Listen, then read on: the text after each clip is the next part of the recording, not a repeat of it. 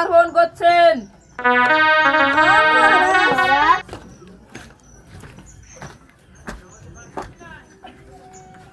রাজার রাজ্যে সবাই গোলাম, করতে হবে রাজার সুনাম, না হয় না। সেনাপতি, তুমি এই মুহূর্তে আমার অন্তর্মহল থেকে করে এসো। আদেশ করুন মহারাজ।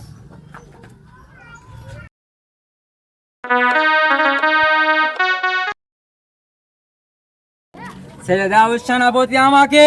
চলেন রানীমা, আমি আজকে বলেই ছাড়বো। আপনি না। লাভ করতে গিয়ে ধরা পড়েছেন। চলেন রানীমা, চলেন।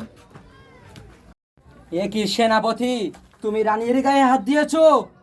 মহারাজ, এ বড় লজ্জার বিষয় মহারাজ। কি হয়েছে সেনাপতি, তুমি সব খুলে বলো। মহারাজ, এ কি লজ্জার বিষয় আমি বলতে পারছি না মহারাজ। আপনার রানীর লাং করতে গিয়ে ধরা পড়েছে। এ কি বলছো সেনাপতি? আমি বিশ্বাস করি না, বিশ্বাস করি না। এটা কি সত্য রানী? সেনাপতি যেটা বলছে সেটা সত্য?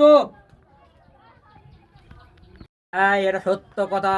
আপনিই বলেছিলেন যে আমি নাকি লাং করতে পারি না। সেনাপতি, তুমি এই মুহূর্তে গিয়ে জল্লাদকে ডেকে আনো। যথাজ্ঞা মহারাজ।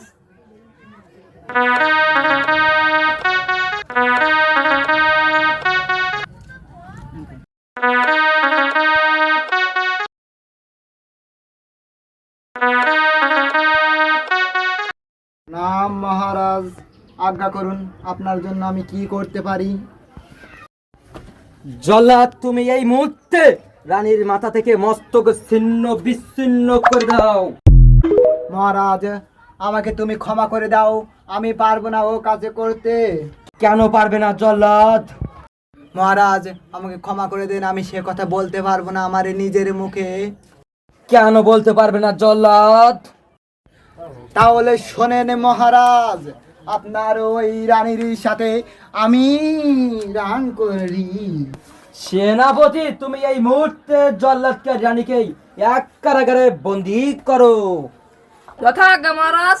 না না মহারাজ, এ কথা এই বলবেন বেশি না নাটক মহারাজ, করলে এ কথা বলবেন না। রাজার রাজ্যে সবাই গোলাম, করতে রাজার রাজ্যে সবাই গোলাম, করতে হবে রাজার সুনাম, না হয় তোমার কল্লা যাবে বিরাট যে কঠিন রাজ্যে শাস্তি রানী থাকে না, সে রাজ্যের সিংহাসন থেকে কোনো লাভ নেই।